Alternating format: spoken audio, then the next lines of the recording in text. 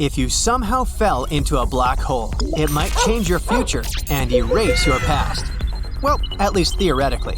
Let's start with the real world we live in. Here on planet Earth, your past can definitely define your future. But imagine you're not on Earth, but somewhere out there in the endless universe, and you stumble upon a certain type of black hole. The one that a UC Berkeley mathematician found. Not to mix it with a regular black hole. Let's call this type… what about a benign black hole, huh? So here's why you need a specific black hole. Thing is, you're highly unlikely to stay alive in a regular black hole. But according to some calculations made by a postdoctoral fellow, Hinz, from UC Berkeley, this specific type of black holes we agreed to call benign ones might expand at an accelerating rate. This is what makes it possible to survive the transition from our deterministic world to a black hole, which is not deterministic. Let's imagine you survived that passage, and now you're moving towards the center of a benign black hole. It's impossible to picture what's inside, and if you, as a traveler, could actually get into a black hole, you'd never be able to communicate to the outer world what interesting things are hidden in it. But it's not what interests us for now. We need to know how to get rid of the past. Hinz, the mathematician you already know, studies non-rotating black holes that have an electric charge. The most important thing about them is that besides the event horizon, they also have the Kachi Horizon. And here's the point. The Kachi Horizon is the place where so-called determinism simply breaks down. This may sound too scientific, but let me explain it to you. The Kachi Horizon is the place where your past doesn't determine your future any longer. So, here's a mathematically proven and apparently working method of how to get rid of your past. All you need to do is get into space, find a specific black hole, make it to the center, and get to the Kachi Horizon. However, if it sounds too complicated, you can simply try not to make mistakes here on Earth.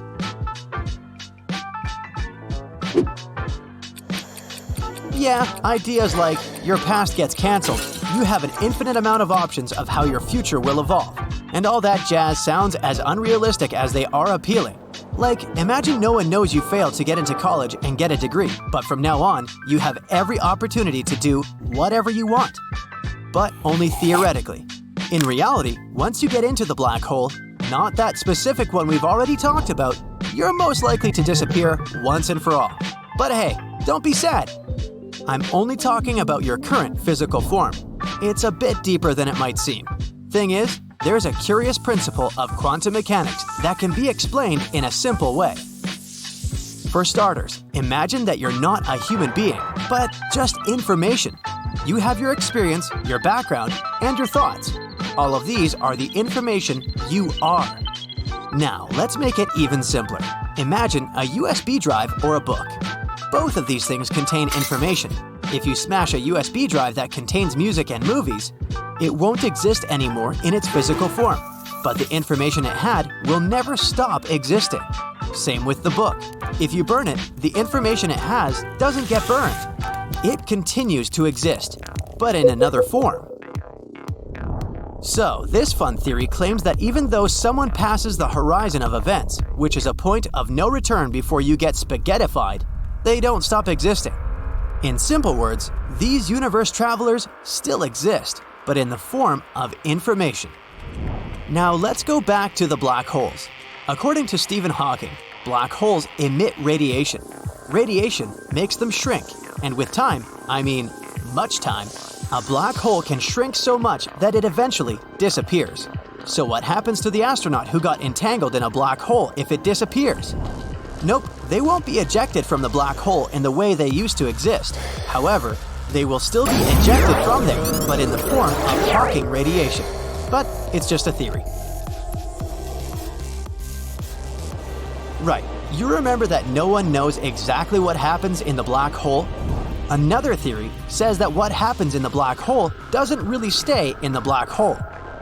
Sounds like a good alternative to Las Vegas if all the flights for the weekends have been booked. Some scientists believe that a black hole might have a portal where you can turn back time. According to this theory, there's a white hole at the end of a black hole. If you get there, you can undo things. Like, you broke your mom's favorite vase? Hop into the white hole and it'll be as good as new there.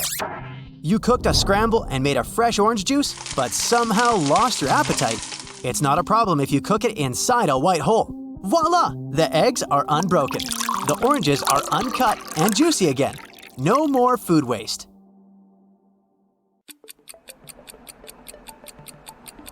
Alright, turning back time sounds really cool, so I guess we might actually need a black hole to help us out. If a black hole was made in a, let's say, lab, it could devour things until it grew big enough to consume the entire planet.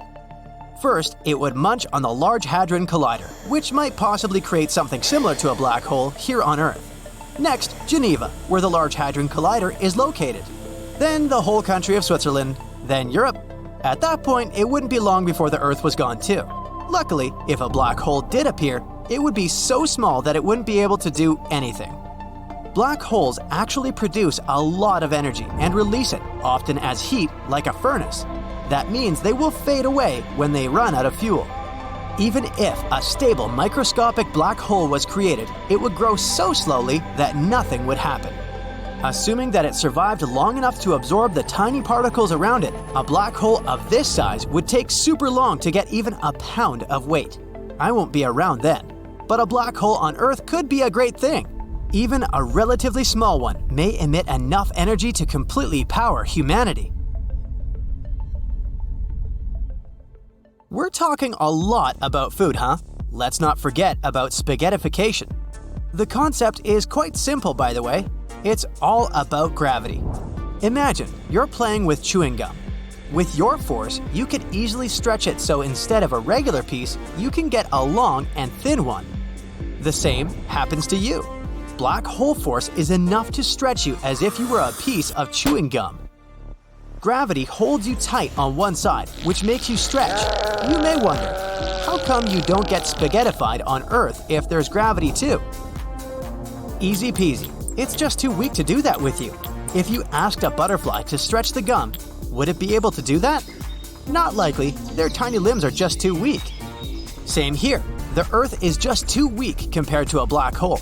So, if you were wondering whether you'll ever reach 6'6", it may never happen on Earth. But once you're in a black hole, you can go far beyond those mere 6'6 inches. Your best height moment won't last long though. If you stretch the chewing gum at one moment, it will simply tear apart. The same will happen to you because of spaghettification.